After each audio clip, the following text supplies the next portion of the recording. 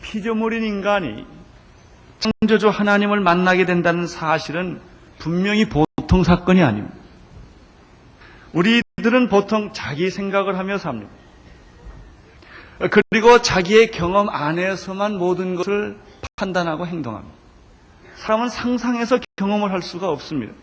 간접 경험을 한다고 합니다만은 결국 자기의 경험의 범주 안에서 사람들은 생각하게 됩니다. 그리고 자기가 교육받은 지식이 자기의 세계의 전부입니다. 그런 인간이 자기의 생각이나 자기의 경험이나 자기의 지식의 범위를 뛰어넘어서 하나님을 생각한다든지 하나님을 경험한다든지 하나님의 지식을 갖게 된다면 그것은 보통 일이 아닙니다. 우리가 만나는 보통 일상적인 여러 가지 충격적인 일이 아니라 이것은 결정적인 일입니다. 그렇습니다. 성령을 받은 사람들은 이제 말을 해도 그냥 말이 보통 말이 아닙니다. 옛날에는 분명히 내 생각을 말했습니다. 내 경험의 범위에서 얘기를 했습니다. 내 지식과 그리고 내가 알고 있는 그 안에서 말을 했습니다. 분명히 내 생각이었습니다. 그런데 어느 날 내가 성령을 체험하고 나서부터 이상한 말을 하게 됩니다. 분명히 이것은 내 말이 아닙니다. 내가 말을 했는데 내 생각 이상의 생각을 하고 있는 것입니다. 내 경험 이상의 경험을 말하고 있는 것입니다. 그것뿐만 아닙니다. 이 사람은 기도를 해도 달라집니다. 분명히 옛날에 내 기도를 했습니다. 내 생각이 기도를 했습니다. 그런데 어떤 영이 와서 내 대신 기도하는 것을 그가 느끼고 경험하는 것입니다. 이 사람이 거룩한 사람은 다 아닙니다. 완전한 사람은 아닙니다. 성숙한 사람은 아닙니다. 뭔가 변한 것입니다. 그리고 내가 보통 말을 하는데 이상하게 자꾸 말씀이 생각이 나는 것입니다. 옛날에는 내 생각이 났습니다. 그러나 자꾸 말씀이 생각이 납니다. 자꾸 이상한 기도를 하게 되는 것입니다. 바로 이 사람들이 초대교회 사람들이었습니다. 그들은 우리와 다를 바가 없는 보통 사람들입니다. 똑같이 다 돈에 예민합니다. 건강에 예민합니다. 자녀 교육이나 세상살이에 다 똑같은 그런 문제가 있는 사람입니다. 그러나 그들이 뭔가 변한 것입니다. 뭔가 달라지십니다. 그들의 기도가 다릅니다. 생각이 달라진 것입니다. 얼마나 놀라운 일이겠습니까? 나는 이런 변화와 능력과 그런 충만함이 여러분에 있게 되기를 바라고 내게도 있게 되기를 바랍니다. 우리 온누리 교회가 기도할 때 보통 기도가 아닌 뭔가 다른 기도가 이미 되어진 것을 우리가 느낄 수 있게 되기를 바랍니다. 우리의 이상과 꿈도 옛날에는 내가 이런 이상과 이런 꿈을 가지고 공부를 했습니다. 그러나 점점 꿈이 변하는 것입니다. 생각이 변하는 것입니다. 돈 쓰는 게 변합니다. 사람 만나는 게 변합니다. 모든 가치관이 변해가고 있는 것을 내가 느끼는 것입니다. 기뻐하고 좋아하는 것이 달라지기 시작을 합니다. 초대교회 사람들 나면서 안진뱅이가 일어난 것을 눈으로 목격하게 됐습니다. 무려 40년 동안 안진뱅이였습니다. 그가 일어났습니다. 걸으며 뛰었습니다. 자기 눈앞에 있는 것입니다. 얼마나 이 사람들이 놀랐겠습니까? 이것은 분명히 땅의 사건이 아닙니다. 이것은 분명히 땅의 지식이 아닙니다. 병원에서 있을 수 있는 일이 아닙니다. 그것은 초자연적인 어떤 사건이었습니다. 해석할 수 없는 어떤 사건이었습니다. 뿐만 아닙니다. 이렇게 기적이 일어난 사람들을 핍박하기 시작을 했습니다. 소위 종교계급과 사회지도층의 계급들이 그들의 힘을 가지고 베드로와 요한을 핍박하기 시작했습니다. 그런 말 하지 못하게 했습니다. 예수를 전하지 못하게 했습니다. 그러나 내가 사람 말 듣는 것이 좋으냐 하나님 말씀 듣는 것이 좋으냐 하면서 그들의 말을 꺾었습니다. 그들은 조용히 물러가고 사라졌습니다. 그때 그 옆에 함께 있었던 사람들은 너무나 기뻤어요. 통쾌한 거예요. 그들이 물러가니까 너무나 신이 났습니다. 찬송하고 싶었습니다. 기도하고 싶었습니다. 감사하고 싶었습니다. 그 얘기가 지금 23절과 24절에 기록되어 있습니다. 23절, 24절을 보겠습니다. 시작.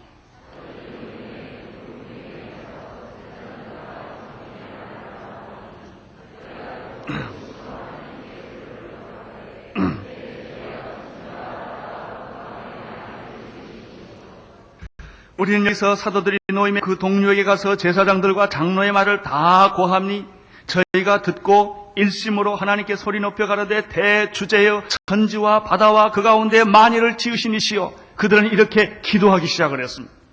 이것이 바로 성령님의 기도인 것입니다. 여러분, 우리는 이 기도에서 두 가지를 발견합니다. 첫째, 그들은 합심해서 기도했습니다. 두 번째, 그들은 소리를 높여 기도했다는 것입니다. 예수님은 기도를 하셨습니다. 이 기도에는 개인 기도가 있고 합심 기도가 있습니다. 통성 기도가 있습니다. 예수님은 살아생전에 기도를 많이 하셨습니다. 예수님은 병을 고치시고 귀신을 쫓았고 그리고 많은 기적과 능력과 이사와 말씀을 전하셨지만은 사실은 예수님의 생애의 핵심은 기도 생활, 경건 생활에 있습니다. 그는 사람들과 함께 있지만 조용히 새벽이명에 새벽 기도를 하셨습니다. 그는 그렇게 피곤하셨지만 밤이 늦도록 철야 기도를 하셨습니다. 결정적인 순간에는 그는 땀이 피가 되도록 기도하셨습니다. 사실 우리가 보는 예수님보다 더 중요한 것은 보이지 않는 예수님의 내면적인 경건 생활이었습니다. 예수님은 개인 기도 시간을 많이 가지셨습니다. 예수님께서 이런 말씀을 하셨습니다. 두세 사람이 내 이름으로 모인 곳에는 나도 그들 중에 함께 있겠다. 그들의 기도를 들어주겠다는 말도 되지만 예수님이 두세 사람이 함께 기도하지만 나도 함께 그 기도에 동참자가 되어주겠다라고 하는 뜻도 되는 것입니다. 그러나 오늘 우리는 새로운 기도를 봅니다. 이것은 예수님이 계실 때 없었던 기도입니다. 예수님 당시에는 통성 기도했다, 합심 기도했다, 제자들이 이런 기도했다는 기록이 없습니다. 이 합심 기도와 이렇게 전심으로 일심으로 합심해서 기도하는 것은 오순절 이후부터인 것입니다. 120명이 모여서 그들은 일심으로 전심으로 기도를 했습니다. 베드로가 한번 설교할 때 3,000명이 회개하고 예수를 믿게 되었는데, 세례를 받게 되었는데 아마 그들이 3,000명이 합심해서 기도했으리라고 생각을 합니다. 우리는 며칠 전에 이 합심해서 기도하는 축복을 맛보았습니다. 인트레드 목사님의 설교를 끝나고 우리 성도들이 함께 참 성령의 세례와 영적 전쟁을 위하여 기도했을 때 성도들이 합심해서 기도를 했는데 그것은 누가 시켜서 한 기도가 아닙니다. 성도 한 사람 한 사람들이 성령의 충만을 기도했는데 30분을 기도했습니다. 내가 이 기도를 끝을 내는데 어떻게 내야 될지를 잘 모르겠어요. 안 끝쳐지니까. 이 성령님의 기도입니다. 합심해서 하는 기도입니다. 이게 사도행전적인 기도인 것입니다. 120명이 모여서 일심으로 기도했을 때의 모습을 한번 상상을 해보십시오. 기도하다가 성령이 갑자기 하늘로부터 급하고 강한 바람 같은 일이 일어난 것입니다. 그 소리가 난 것입니다. 불의 해같이 갈라지는 것이 저희들의 눈에 보였던 것입니다. 성령이 충만하게 사람들 속에 터치하고 임하기 시작하는 것을 그들은 경험하기 시작을 했습니다. 이것이 사도행전의 기도입니다. 합심 기도입니다. 통성 기도인 것입니다. 그들은 감격과 기쁨과 충격 속에서 손을 들고 목소리를 높여서 그들이 표현할 수 있는 모든 것을 다 동원하여 기도했을 것이라고 분명히 믿어집니다. 오늘 이런 기도가 우리에게 필요합니다. 개인 기도가 중요합니다.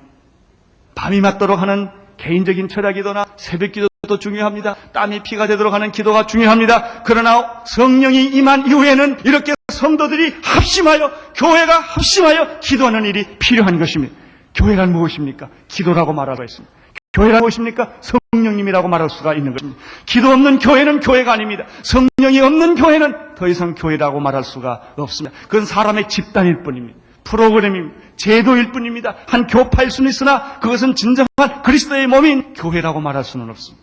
진정한 교회는 성령이 역사하는 것입니다. 진정한 교회라고 하는 것은 성령으로 말미암아 성도들이 개인주의적인 것이 아니라 합심해서 공동체적으로 기도하는 것입니다. 사도행전에 나타난 특색 중에 하나입니다.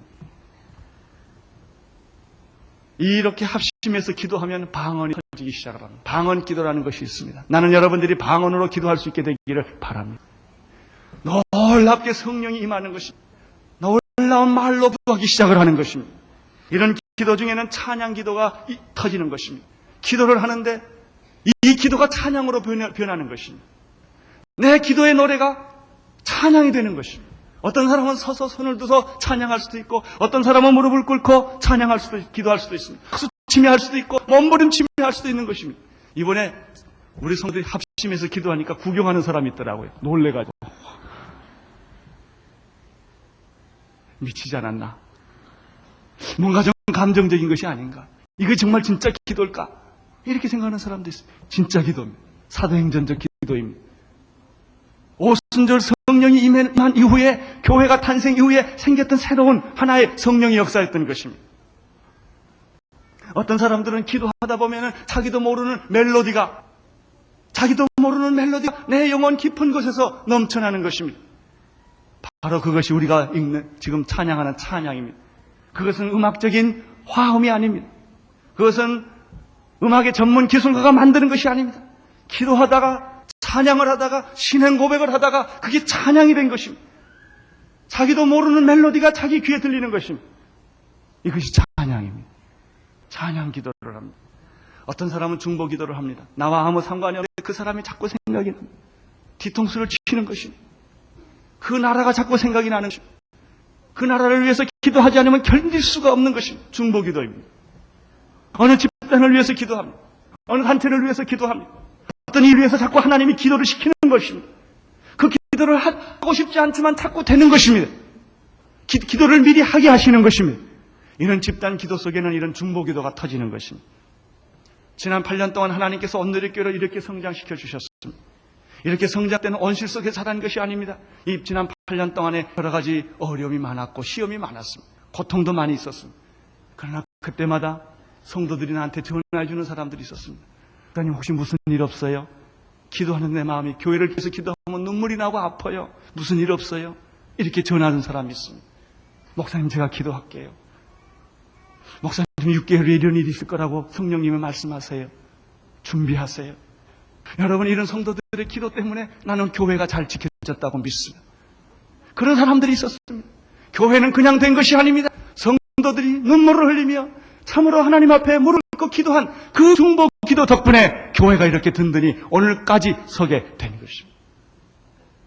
어떤 분이 저를 위해서 기도해 주다 그런 얘기를 해요. 목사님은 성도들이 기도 많이 하나 봐요. 그래서 왜 그래 그랬더니 목사님이 일찍 죽을 사람인데 성도님 기도 많이 해서 살았대요. 그러고 보니까 정말 그 말이 옳은 것 같아요. 더 할 일이 있다고. 여러분 이렇게 기도하다 보면 중보 기도가 터지는 것입니다. 내가 생각하지 못한 기도를 하게 하는 것입니다. 영적 전쟁 기도를 하게 하는 것입니다. 마귀가 공격해올 것을 미리 알기 때문에 우는 사처럼 집어삼키려고 교회를 분열시키려고 하는 것을 알기 때문에 그 기도를 그 마귀의 세력을 막는 기도를 하게 하는 것입니다. 이런 합심하는 기도 속에는 치유 기도가 일어납니다. 병 고치는 기도가 일어납니다. 그 기도 속에 있으면 병이 낫게 되는 것입니다. 그들은 일심으로 합심해서 전심으로 누가 시키지도 않았습니다. 이런 참 성령의 역사의 보고를 들을 때 성령의 현장에 있을 때 그들은 합심해서 기도하게 됐던 것입니다. 나는 우리 교회가 그런 기도를 할 수 있게 되기를 바랍니다. 모든 순에서 이런 기도를 할 수 있게 되기를 바랍니다. 기도하다 12시간 넘게 되기를 바랍니다. 보통 순할 때 먹고 마시다 12시가요. 이런 세상 얘기하다 12시간 넘는 것이 아니라 정말 우리가 기도에 몰두해서 시간 가는 줄 모르고 중보 기도하다가 치유 기도하다가 찬양 기도하다가 방언 기도하다가 이런 역사들이 나는 일어나기를 바라는 것입니다. 왜냐하면 이것이 사도행전적 교회의 모델이기 때문입니다. 두 번째, 그들은 소리 높여 기도했습니다. 일심으로 기도했고 소리 높여 기도했습니다. 합심으로 기도하다 보면 소리 높여 기도하게 됩니다. 이것은 머리의 기도가 아니라 가슴의 기도이기 때문입니다. 이것은 이성의 기도가 아니라 성령의 기도이기 때문인 것입니다. 여러분 소리 높여 기도할 수 있는 것은 아무나 하는 것이 아닙니다. 한번 소리 높여 기도해 보세요. 되나? 그 하고 싶다고 되는 게 아닙니다. 어떤 사람 소리 높여 기도하다 자기가 놀래가지고 자기 소리에 그런 분이 있어요. 여러분 우리가 어느 때 소리를 높입니까? 기쁜 일이 있으면 소리를 지릅니다. 너무 감당할 수 없는 기쁜 소식. 그렇게 오랫동안 구원했는데 대답이 없던 한 여자가 구원에 그 응답을 했을 때 이 남자는 너무 좋아서 종로 바닥을 뛰어돌아다닐 것입니다. 너무 좋으면 사람이 소리 지르게 돼 있고 뛰게 돼 있고 춤추게 돼 있는 것입니다. 또 언제 사람들이 소리를 지릅니까? 너무 슬픔이 극하면 소리를 지릅니다. 부모가 돌아가셨을 때, 자기 자식이 불의의 사고로 죽었을 때 목을 놓고 우는 것이 인간의 본능인 것입니다. 또 어느 때 우리는 소리를 지릅니까? 응급한 일이 생겼을 때 소리를 지릅니다.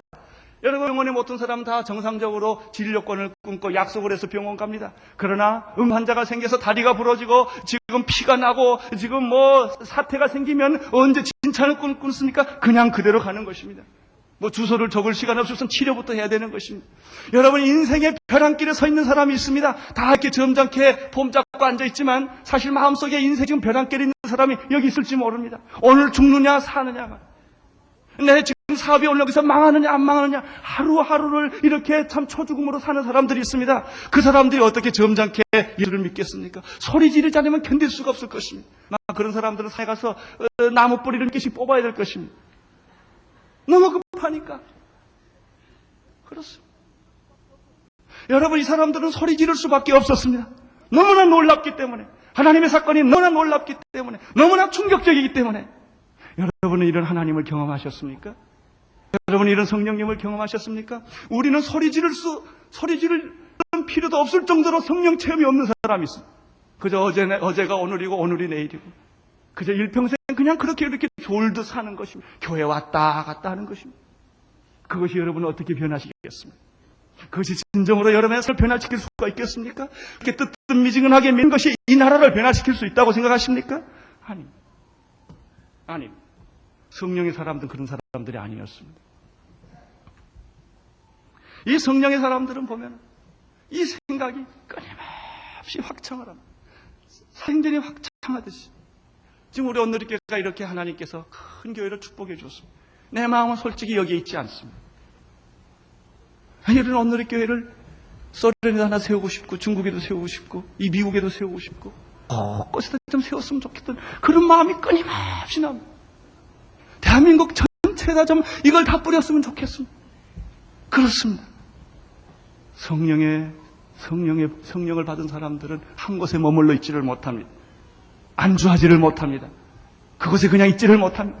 주고 싶은 것입니다. 나누고 싶은 것입니다. 가고 싶은 것입니다. 나도 어떻게 좀 갈까 지금 생각을 합니다. 이게 성령의 생각이 우리 안에 너무나 강력하게 움직이기 때문에 여기서 우리가 안전하게 행복하게 사는 것이 하나님의 뜻이 아닙니다. 여기서 우리가 하나님이 폭발을 해서 이것이 대한민국 전체, 전 세계 전체 이게 하나님의 역사가 진행되기를 소원하는 것입니다. 그런 마음이 있는 것입니다. 그것이 되든 안 되든 그런 게 중요하지 않습니다. 그런 마음이 있는 것입니다. 바로 사도행전 사람들은 그런 사람들이었습니다. 그래서 그들은 예루살렘에서 모여서 성령을 받고 교회를 했지만 결국 유다와 사마리아와 땅끝까지 그들은 다 가게 됐던 것입니다. 자기도 못 갔으면 그 다음 세대가 가는 것입니다. 그 다음 세대가 못 가면 그 다음 세대가 또 가는 것입니다. 이 복음은 수도하지 않았습니다.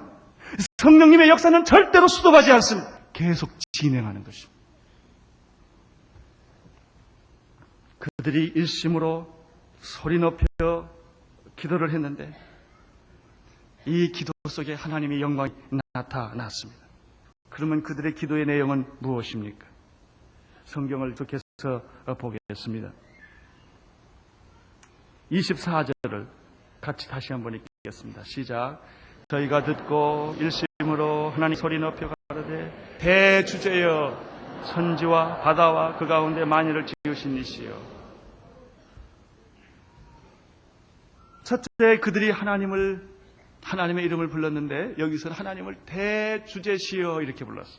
Sovereign Lord, 통치하시는 주님, 지배하시는 주님, 살아 역사하셔서 우주의 주권자이신 주님이시여 이렇게 불렀어요. 그들은 이런 보고를 들었을 때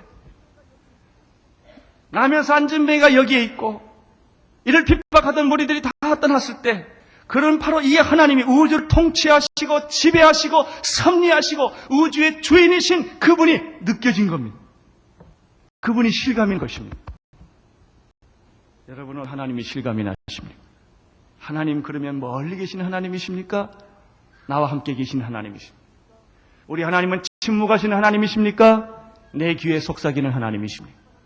우리 하나님은 나의 삶과 무관하는 하나님입니까? 나의 일거수일투족 나의 삶과 감정에까지 개입하시는 그런 하나님이십니다. 이분들은 지금 대주제시여라고 말할 때 그 하나님이 역사를 통치하시고 지배하시는 그 하나님이 지금 여기 나와 함께 계신 것을 그들이 느낀 것입니다. 구약에 보면 기생 라합이라는 여자가 있었습니다. 그는 이방인이었습니다. 하나님을 모르는 백성이었습니다. 율법 모르는 백성이었습니다. 정탐꾼 두 사람을 이 기생 라합이 영접을 해주었습니다. 왜 해준지 아십니까? 성경에 보면 이런 말이 있습니다.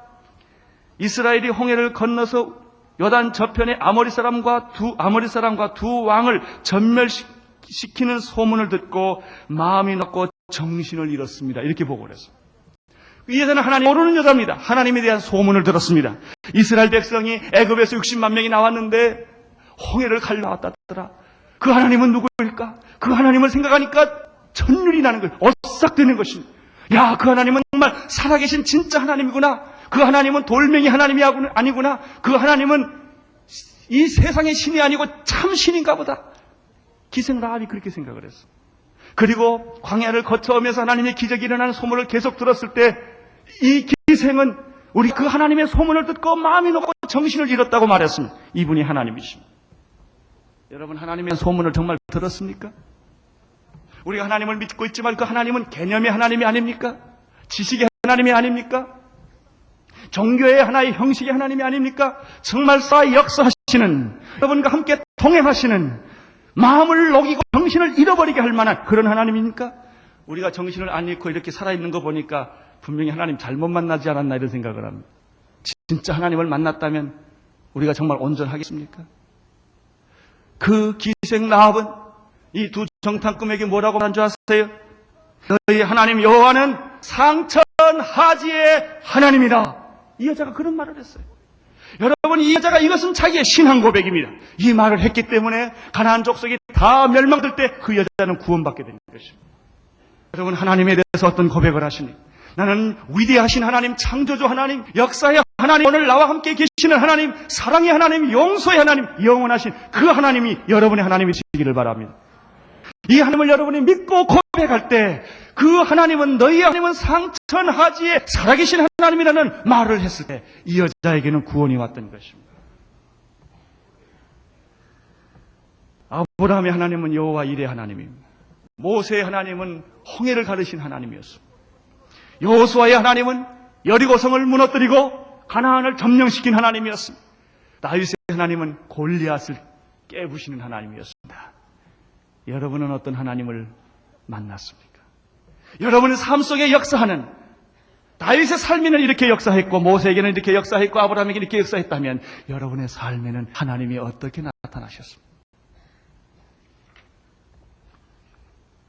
두 번째 24절 보면은 천지와 바다와 그 가운데 만유를 지으신 이시여 대주제시여. 두 번째는 천지와 바다와 그 가운데 만유를 지으신 이시여. 이들은 성령으로 기도할 때 우리 하나님이 역사를 통치하시고 우주를 통치하시고 지배하시고 다스리는 하나님만 느낀 것이 아니라 천지를 만드신 창조주를 느끼기 시작을 한 것입니다. 천지를 만드신 분, 내 나를 만드신 분, 인생을 만드신 분. 여러분, 하나님이 천지를 창조하시고 인생을 만드신 분이라면 그분에게 모든 해답이 있습니다. 하나님이 천지를 창조하셨는데, 하나님이 내 인생을 만드셨는데 그분이 못하실 것이 무엇이 있겠습니까? 하나님에 대한 최대의 통찰력은 창조주 하나님을 발견하는 데 있습니다. 그것보다 더 높은 하나님은 없습니다. 천지와 바다와 그 가운데 만유를 지으신 분이 그리스도 안에 나타난 하나님이십니다. 성령으로 나타나신 하나님이십니다. 창조의 문제는 본질과 기원의 문제입니다. 그러므로 하나님께서 천지 만물과 인간을 지으셨다고 하는 뜻은 천지 만물과 인간의 기원과 본질이 하나님이라는 뜻입니다. 여러분은 이 하나님을 찬양하시기를 바랍니다. 대주제시여, 천지와 바다와 그 가운데 만유를 지으신 이시여. 세 번째입니다. 그들이 인식했던 하나님은 성령으로 미리 말씀하시는 하나님을 보았습니다. 25절을 보시기를 바랍니다. 시작.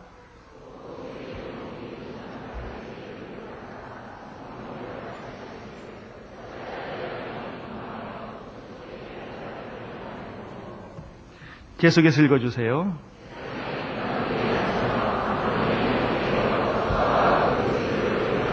하신 이로소이다. 하신 이로소이다. 우리 하나님은 어떤 분이십니까? 다윗의 입을 통하여 성령으로 미리 말씀하여 우리에게 보여주신 바로 그 하나님이십니다.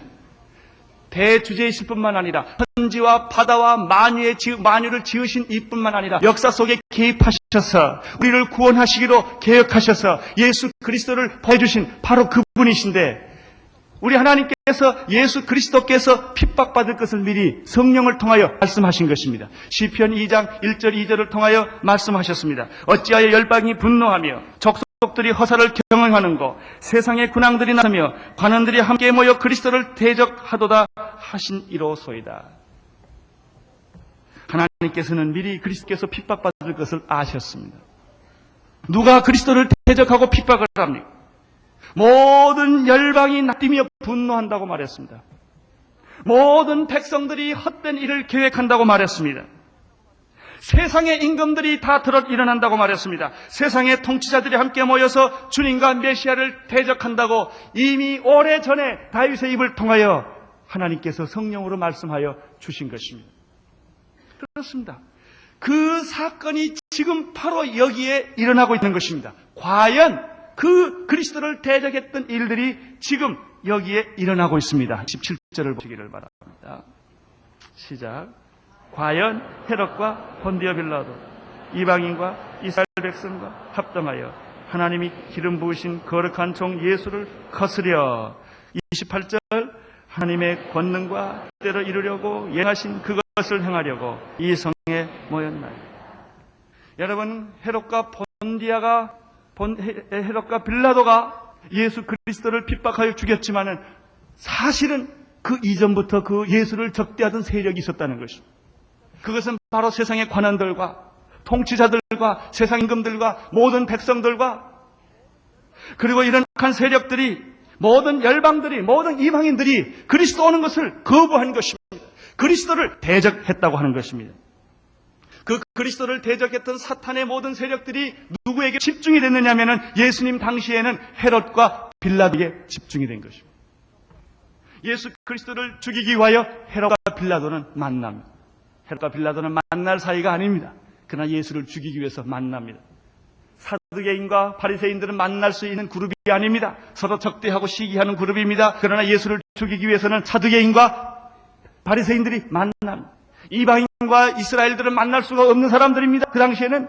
그런데 예수를 죽이기 위해서 이스라엘 백성들과 이방인들이 합작을 했습니다.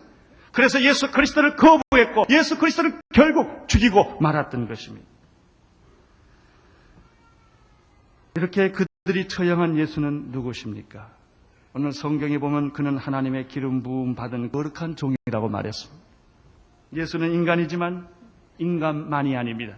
그는 하나님이셨습니다. 그는 하나님으로부터 기름 부음 받은 거룩한 종이었습니다. 그는 우리를 구원하기 위하여 인간의 몸을 입으시고 종의 모습으로 이 세상에 오셔서 십자가에 죽기까지 순종하신 분이 바로 예수 그리스도십니다. 여러분은 예수 그리스도를 적대하십니까? 아니면 환영하십니까? 여러분 예수 그리스도를 거부하십니까? 예수 그리스도를 받아들이십니까? 여러분은 이 예수 그리스도를 위해서 여러분들이 여러분 생에 바칠 수 있겠습니까? 바로 이분이 예수 그리스도십니다.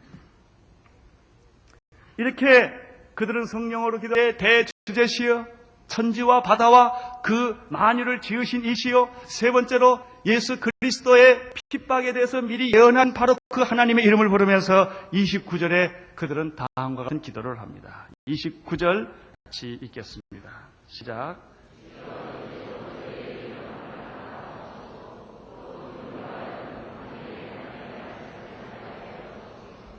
그들의 기도는 이것입니다. 주님, 이제 저들의 위험을 하감하여 주옵소서. 우리는 이런 위협과 고난 속에 있습니다. 예수 그리스도를 믿으려 하는 자는 누구든지 이런 위협과 고난 속에 있습니다. 그것은 바로 예수님 당시나 사도행전 때만 있는 것이 아닙니다. 지금도 누구든지 예수 그리스도를 믿으려고 하면은 이런 핍박이 있는 것입니다. 이런 모든 백성들과 관원들과 세상의 임금들과 모든 열방 사람들이 그리스도를 적대하고 거부하고 반대했던 그 영이 헤롯과 빌라도에게 있었을 뿐만 아니라 이스라엘 백성과 이방인과 바리새인들과 서기관에게 있었을 뿐만 아니라 지금 그들의 장로들과 제사장에게 있을 뿐만 아니라 지금도 있다는 것입니다. 누구든지 그리스도를 믿으려고 하면은 그 반하는 세력이 꼭 있기 마련입니다. 예수를 한번 잘 믿어보려면 부모가 방해합니다. 남편이 방해합니다. 아내가 방해합니다. 자녀가 방해합니다. 일가 친척 식구들이 방해합니다. 나는 어떤 이런 사람의 간증을 들어본 일이 있습니다. 정말 나는 예수를 알고 믿고 싶습니다. 그러나 내 형편이 지금 교회 나갈 형편이 되지를 못합니다. 그래도 세계에서 우리나라처럼 예수 잘 믿기 좋은 나라는 없습니다. 일본을 가보십시오. 동남아시아를 여행해 보십시오. 예수 믿기가 얼마나 힘들고 어렵습니까? 모슬렘을 가보십시오. 예수 믿으면 감옥을 가야 합니다. 예수 믿으면 집안에서 쫓겨나야 합니다. 이것이 전 세계 현실입니다. 아직도 그리스도를 영접하고 그리스도를 믿고 그리스도의 뜻대로 살려고 할 때는 이런 위협과 핍박이 이 세상에는 너무나 많이 존재하고 있는 것입니다. 하나님 아버지, 이 위험이 지금 여기에 있습니다. 이런 고난과 위험 속에서 그들은 두 가지 기도를 합니다. 첫 번째 기도는 무엇입니까? 29절을 다시 보겠습니다. 주여, 이제도 저희의 위협함을 가마옵시고 또 종들로 하여금 담대히 하나님의 말씀을 전하게 하여 주옵소서. 주여, 이 고난을 피하게 해주십시오. 주여, 이 위험을 피하게 해주시는 기도하지 않았습니다. 그들은 다른 기도하지 않았습니다. 이 위험이 있지만 이 위험 속에서 우리가 포기하지 아니하고 변명하지 아니하고 이 그리스도의 복음을 담대히 전하는 담력과 능력을 주시옵소서. 할렐루야. 나는 여러분들이 이런 기도를 하게 되기를 바랍니다. 환경의 기도가 아니라 본질의 기도를 하게 되기를 바랍니다. 주님, 내가 어떤 고난과 위기 속에서도 주의 복음을 포기하지 아니하고 전하게 하여 주시옵소서. 이런 기도는 사도 바울도 했습니다. 사도 바울은 에베소서 6장 19절에서 자기를 사랑하는 사람들에게 이렇게 기도를 부탁했습니다. 너희들이 나를 위해서 기도해 줄 일이 하나 있는데 또 나를 위하여 구할 것은 내게 말씀을 주사 나로 입을 벌려 복음의 비밀을 담대히 알리게 하옵소서. 설교자의 제가 여러분에게 드리고 싶은 기도 부탁이 있다면 똑같을 것입니다.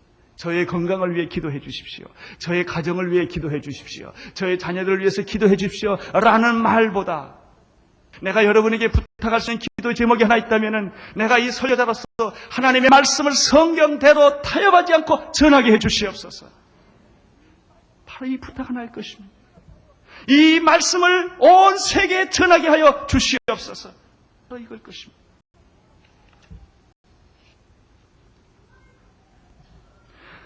오늘 우리 성도들에게 그리고 여러분이나 우리들에게 하나님이 우리가 기도할 것은 바로 이걸 것입니다. 나는 이번에 인트로이드 목사님 오셔서 여러 가지 은혜를 많이 받지만 제가 마지막에 은혜 받은 것은 우리가 보는 선교사로 파생할 때였습니다. 제가 기도 제목 있으면 이야기하라고 그랬습니다. 그랬더니 그분이 서슴지 않고 한마디를 했습니다. 이스라엘 복음을 위하여 복음화를 위하여 기도해 주십시오. 제가 깜짝 놀랐습니다. 여러분, 사람들이 자기 소원을 한마디로 말할 수 있는 건 이렇게 쉬운 일이 아닙니다. 한번 여러분 내가 물어볼까요? 솔로몬에게 하나님이 너무 예뻐가지고 1000번 제사를 드니까 내가 너를 위해서 무엇을 해줄까? 솔로몬이 말이죠. 왕으로서 그가 한마디 대답을 했어요. 내가 이 왕으로서 국민을 통치하기 위해서는 지혜가 필요합니다. 지혜를 주십시오. 여러분, 자기 소원을 한마디로 말할 수 있는 사람은 자기 인생이 정리된 사람입니다. 우리는 기도할 게 너무 많아요. 고3도 기도해야 되겠고, 또 뭐, 그냥 내 새끼도 기도해야 되겠고, 뭐, 그냥 사업도 기도해야 되겠고, 기도할 게 너무 많아요. 잡스러운 게 많다고요. 그런데 내가 소경 거지 바디메오가 예수님을 만났죠? 예수님이 내가 너를 위하여 무엇을 해줄까 그랬더니 뭐라고 그랬어요? 장가 가기를 원합니다. 않았다고요. 내 눈을 뜨게 해주십시오. 딱 한마디. 여러분의 소원, 살아도 죽어도 여러분에게 피 맺힌 하나의 간절한 소원이 있습니까? 그게 뭡니까? 이 사람들은 복음을 담대하게 전하게 해주십시오. 그거였어요. 얼마나 요구할 게 많겠어요. 얼마나 필요한 게 많겠어요. 그러나 그 모든 필요는 이 한마디 말로 정리가 된 거예요. 이것은 자기 인생을 대변할 수 있는 말인 것입니다. 여러분의 인생을 대변할 말이 무엇입니까? 죽어도 가질 만한 소원, 몇 년 동안 가질 소원이 아니라 내 인생의 본질에 해당하는 소원이 있다면 무엇이겠습니까? 사도 바울은 복음의 말씀을 내가 담대하게 전하기 없어서 죽어도 좋고 살아도 좋습니다. 여러분의 이런 인생과 이런 가치관이 여러분에 있게 되기를 바랍니다. 뭐 이 교회 다니냐 저 교회 다니냐 이런 건 중요하지 않아요. 뭐 여기서 봉사냐 저기서 봉사느냐 그건 여기서 할 수도 있고 저기서 할 수 있어요. 미국 갈 수도 있고 서울 올 수도 있고 중국 갈 수도 있어요. 장소의 문제가 아니에요. 중요한 것은 본질의 문제입니다. 내가 누구를 위해 사느냐, 무엇을 위해 사느냐, 내가 밥 먹는 이유가 뭐냐, 일하는 이유가 뭐느냐, 시집가고 장가가는 이유가 뭐냐, 내가 높은 자리에 자꾸 올라가는 이유가 뭐냐, 내 인생의 궁극적인 목표가 뭐냐 하는 문제입니다. 두 번째 기도는 40절입니다. 같이 읽겠습니다.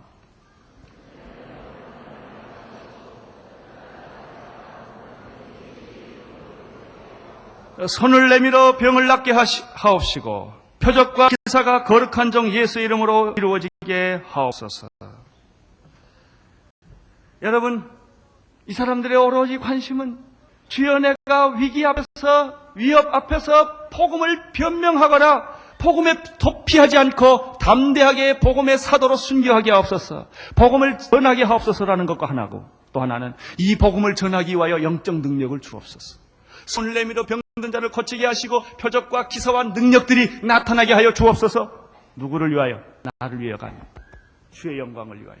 여러분, 우리가 이 세상에 살아나가는 자기 힘으로 세상 사라집니까? 자기의 능력과 지식으로 세상이 우리가 됩니까? 안 됩니다. 여러분, 이 세상에 우리가 살아갈 수 있는 유일한 능력은 영적인 능력입니다. 이 사탄의 세상에서 우리가 존재할 수 있는 유일한 힘은 영적인 능력, 하늘의 능력을 받아야만 살 수가 있는 것입니다. 인간이란 얼마나 초라한 존재입니까? 뭐 다른 얘기 다 그만두고 자기 하나 못 견디는 게 인간 아닙니까? 자기 성격 하나 못 다스리는, 자기 성품 하나 못 다스리는 게 인간이에요. 나 하나 못 다스리는 게 인간이에요. 내가 하나 물어봅시다. 자식한테 이긴 부모 있어요? 다 자식한테 집니다. 자기 뱃속에 나온 자식 자기가 어떻게 못하는 게 인간입니다. 자기 하나 다스리지 못하는 게 인간입니다. 그 인간이 도대체 무엇을 만들 수 있다고 생각하십니까? 그 지식이, 그 경험이 뭘 만들 수 있다고 생각하십니까? 참만해. 나를 변화시킬 수 있는 분은 내가 아니라 예수님밖에 없어요. 이 세상을 싸워 이길 수 있는 능력은 여러분이 배운 지식이 아닙니다. 여러분 그 자리가 아닙니다. 그 위치가 아닙니다. 세상이 부여해준 그 권력이 아닙니다. 그 권위가 아닙니다. 우리가 이 세상에서 할 수 있는 유일한 힘은 하늘로부터 와야 하는 것입니다. 영적인 힘입니다. 여기서 있을 그 사람들은 병 고치는 것과 표적과 기사와 능력으로 표현을 씁니다. 예수님께서 마태복음 10장 1절에서도 이렇게 말씀하셨습니다. 12제자를 선택하셔서 부르셔서 그들을 전도하러 내보내실 때 어떻게 하신 줄 아십니까? 더러운 귀신을 쫓아내며 모든 병과 모든 약한 것을 고치는 권능을 주셨다, 이렇게 되어 있습니다. 예수님은 제자들을 전도하러 내보내실 때 돈을 주지 않았습니다. 가서 돈으로 구워 삶아라 이러지 않았습니다. 많은 사람들은 돈으로 전도하려고 그럽니다. 예수님은 제자들을 보내실 때 지식을 주지 않았습니다. 사람들은 지식이 없어서, 성경 지식이 없어서, 신학 지식이 없어서 전도 못한다고 생각을 합니다. 그렇지 않습니다. 오히려 지식이 많으면 지식에 더 덧쳐서 아무것도 못합니다. 지식이 많은 사람은 행동력이 없는 것입니다. 예수님은 그들에게 어떤 방법이나 제도나 프로그램을 전도하라고 그러지 않았습니다. 귀신 쫓는 능력 주신 것입니다. 모든 병과 모든 약한 것을 고치는 능력을 주었습니다. 다시 말하면 땅의 능력이 아니라 하늘의 담대성과 능력을 주어서 사람들의 영혼을 구하도록 그렇게 하신 것입니다. 제가 제일 좋아하는 말씀 중에 하나인 마가복음 16장 17절에 믿는 자들에게 이런 표적이 따르는데 저희가 이름으로 귀신을 쫓아내며 새 방언을 말하며 뱀을 집으며 무슨 독을 마실지라도 해를 받지 아니하며 병든 자에게 손을 얹은 즉 나음을 얻으리라. 할렐루야. 나는 여러분에게 이 능력이 있게 되기를 바랍니다. 기도의 능력이 있게 되기를 바랍니다. 내 기도가 아니라 하나의 기도를 할 수 있게 되기를 바랍니다. 성령의 기도를 할 수 있게 되기를 바랍니다. 여러분, 인간이 가지고 있는 휴머니즘이나 인간이 가지고 있는 동정심이나 사랑이 얼마나 큽니까? 얼마나 가능합니까? 그런 게. 도대체 인간이 가질 수 있는 사랑이 도대체 뭡니까? 하늘이 주시는 사랑이어야 합니다. 하나님으로부터 받는 능력밖에는 궁극적으로 인간을 살릴 것이 없습니다. 하나님이 여러분을 필요로 할 때 여러분의 지식과 여러분의 경험과 여러분의 돈을 필요로 하지 않습니다. 하나님이 여러분을 사용하실 때는 그것이 그렇게 훌륭하기 때문에 여러분을 필요로 하는 게 아닙니다. 하나님이 여러분을 필요한 것은 그 하나님이 여러분을 사용하실 때는 하나님께서 여러분에게 능력을 주어서 그 일을 하게 하는 것입니다. 세상 지식으로 세상 방법으로 영혼이 구원되지 않습니다. 하나님의 것으로만 되는 것입니다.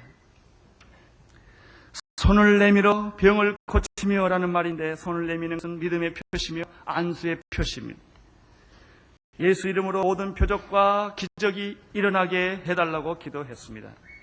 우리는 여기서 고난과 핍박을 이기는 두 가지 비결을 발견하게 됩니다. 첫째는 말씀에 대한 담대성이요, 둘째는 영적인 능력입니다. 그들은 합심하여 소리 높여 이렇게 기도를 마쳤습니다. 무슨 일이 일어났습니까?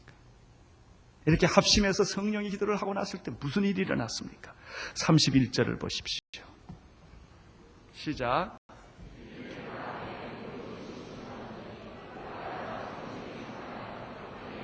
아멘.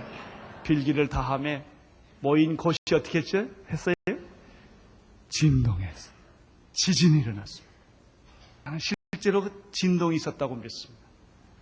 집이 흔들렸을 것입니다. 이게 성령의 역사입니다. 나는 여러분이 기도하면 집이 흔들리기를 바랍니다. 지진이 일어나기를 바랍니다. 사람들의 마음이 흔들리기를 바랍니다. 이것이 합심하는 기도요, 주님께 하는 기도입니다. 이 진동을 하고 나니까 그 다음에 뭐가 되죠? 성령이 충만했고 그 다음에 하나님 말씀 담대하게 전했다. 오순절 사건하고 똑같아요. 오순절날 호련히 급하고 강한 바람이 하늘로부터 그 소리가 귀에 들리고 사람들의 눈에 불의 혀같이 갈라지는 것이 보이니까 이게 뭐예요? 진동하는 거예요. 다 성령 충만을 받더라. 진동하고 성령 충만 받더라. 그리고 나서 그들은 성령의 말하게 하심을 따라 말을 했더라. 담대히 말을 했더라. 할렐루야. 나는 이 공식이 오늘 우리 온누리교회도 임할 줄로 믿습니다. 여러분이 합심해서 통성으로 기도를 하면 방언의 기도와 찬양의 기도와 중보의 기도와 영적 전쟁의 기도와 치유의 기도와 이 선교의 기도를 하나님 앞에 올려 돌릴 때 주여 우리들에게 담대함을 주시옵소서. 복음을 부끄러워하지 말게 하여 주시옵시고 우리를 유혹하는 모든 세력을 끊어버리게 하여 주시옵시고 믿고 나가게 하여 주옵소서. 그리고 영적인 능력을 주옵소서. 이렇게 합심 기도할 때 성령 충만이 있다고 말했습니다. 여러분 이렇게 한번 기도해보고 싶지 않습니까? 우리 이 시간에 다 복음의 담대성을 달라고 기도하십시다. 그리고 영적인 능력을 우리에게 주셔서 이 능력을 가지고 세상에 나가서 우리 가정을 구원하게 하시고 평화의 사도가 되게 하시고 통일을 이루게 하여 주시고 중국까지 가게 하시고 이 교회를 변화시키게 하시고 내 병과 내 모든 것들을 이 영적인 능력으로 해결하게 하여 주시옵소서. 우리 이 시간에 통성으로 함께 다 기도하게 되기를 바랍니다. 살아계신 하나님 아버지, 오늘 이 시간에 우리들에게 사도행전의 사건을 보내주신 것을 감사합니다. 오순절날 성령이 임했을 때 불의 혀같이 갈라지는 것을 보이게 되었고 급하고 강한 바람 같은 소리를 듣게 되었습니다. 대주제시여, 천지와 바다와 만유를 지으신 하나님 아버지시여, 주님이시여 이 시간에 이 위협이 있을지라도 고난이 있을지라도 두려워하지 말게 하여 주시옵시고 병이 있을지라도 두려워하지 말게 하여 주시옵시고 담대히 나가게 하여 주시옵소서. 아버지 하나님이여, 오늘 이 기도 속에 치유가 일어나기를 원합니다. 병든 자가 살아나기를 원합니다. 귀신들이 나가기를 원합니다. 오늘 이 기도 속에 방언이 역사되기를 원합니다. 찬양이 역사되기를 원합니다. 중보 기도가 역사되기를 원합니다. 우리들이 변화되기를 원합니다. 이 교회가 새로워지기를 원합니다. 이 교회가 거듭나기를 원합니다. 이 교회가 말씀만 공부하는 것이 아니라 성령의 충만해서 날개가 돋아서 더 창공을 하여 독수리처럼 날아가게 하여 주시옵소서. 한 사람 한 사람 머리 위에 기름을 부어 주시옵소서. 능력으로 채워주시옵시고 말씀으로 채워주시옵시고 아버지 하나님이여 거룩한 당신의 능력으로 옷 입혀 주시옵소서. 예수 그리스도 이름으로 명하노니 더러운 귀신들은 다 물러갈지어다. 병마들은 물러갈지어다. 염려와 근심과 걱정은 물러갈지어다. 아버지 하나님이여 하나님의 거룩한 성령의 역사가 나타나셨어. 모든 사람을 기름을 부어주시옵시고 치유하여 주시옵시고 새로워지게 하여 주시옵시고 영적으로 거듭나게 하여 주시옵소서. 주님의 이름을 찬양합니다. 주님께 영광을 올립니다. 하나님의 거룩이 오늘 이 시간에 거룩하신 종 예수 그리스도가 나타나게 하여 주시옵시고 하나님의 거룩한 성령이 나타나시길 원합니다. 주님이여 운행하시고 한 사람 한 사람에게 안수하여 주시옵시고 아버지 기름을 부어 채워 주시옵소서. 할렐루야. 주의 영광이 오늘 우리 안에 나타나기를 원합니다. 주의 말씀이 우리에게 나타나기를 원합니다.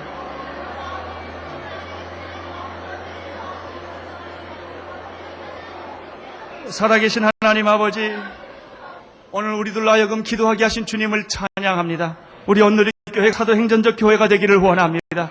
우리 온누리교회 성도님들이 사도행전의 사람들이 되기를 원합니다.